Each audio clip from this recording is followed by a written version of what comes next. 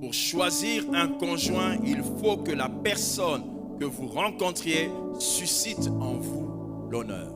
C'est-à-dire, lorsque je rencontre une femme que je veux épouser, je dois choisir cette fille-là à condition qu'elle crée en moi, qu'elle suscite en moi les sentiments de l'honneur. Autrement dit, je dois trouver en elle des choses à apprécier.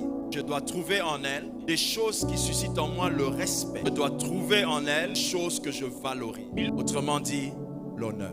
Alors, quand vous dites que vous rencontrez un homme, je dois trouver dans ce garçon des choses que j'apprécie, des choses que je respecte et des choses que je valorise. Lorsque l'on dit que l'honneur est dans le choix du conjoint, c'est parce qu'il est impossible de décider de faire la vie avec quelqu'un qui n'a pas créé en vous soit le sentiment d'appréciation, le sentiment de respect ou le sentiment de valorisation. Mais lorsque l'on dit apprécier, respecter et valoriser, qu'est-ce que l'on apprécie? Qu'est-ce que l'on respecte? Qu'est-ce que l'on valorise? Proverbe 19, verset 22.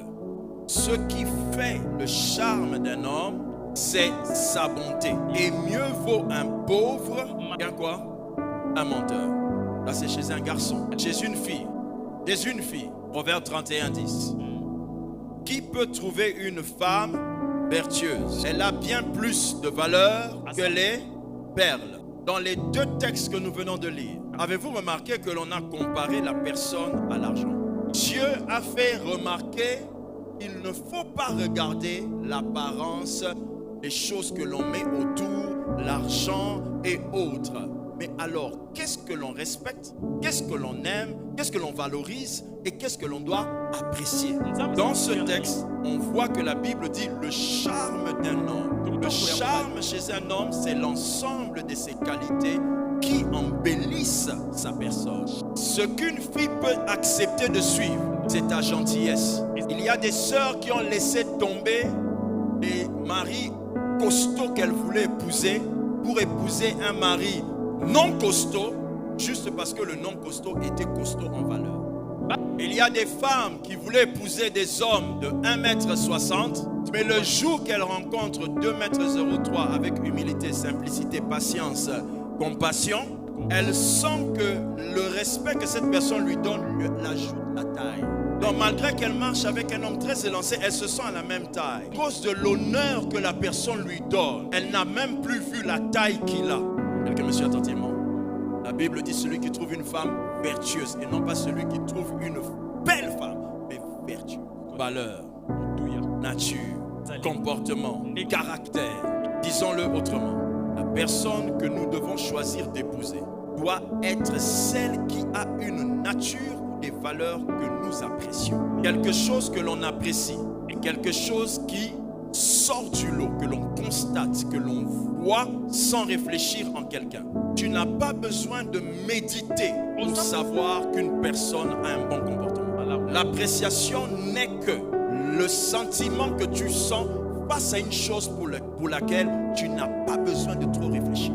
La personne que nous devons choisir d'épouser doit être celle qui a une nature ou des valeurs qui exigent notre respect. On épouse quand elle a un programme de prière. Mon ami, tu peux faire ce que tu veux. Elle ne va jamais l'arrêter pour toi. Ce qui fait que je la respecte, c'est parce qu'elle a des valeurs qui sont intransigeantes. Vous avez un jeune garçon qui vous dit je viendrai demain à 17 h. Il ne vient pas à 17 h. Il ne vient pas le lendemain. Il ne t'écrit pas. Il ne t'appelle pas le surlendemain. Je te conseille, la fille de quelqu'un, pense à ta vie. Parce que le jour où il va te mettre à la maison, ça sera autre chose. Même s'il est beau comme le soleil à son coucher ou à son lever, il est devenu vilain à cause de ses mauvaises manières. Je dis ça pour sauver mes filles et sauver mes fils ce matin. La personne que nous devons choisir d'épouser doit être celle qui a une nature ou des valeurs qui nous poussent à les valoriser. Si tu n'as rien à raconter sur une personne que tu aimes, c'est que cette personne ne mérite pas ton amour. Si vous n'avez rien à raconter sur une personne que vous prétendez aimer, cette personne ne mérite pas votre amour. Je tiens à dire ceci. Les qualités d'une personne n'exclut pas ses défauts. Mais lorsque les défauts définissent plus une personne que ses qualités, il faut considérer ces défauts comme étant un signal que c'est une mauvaise personne. Nous tous, nous avons des défauts.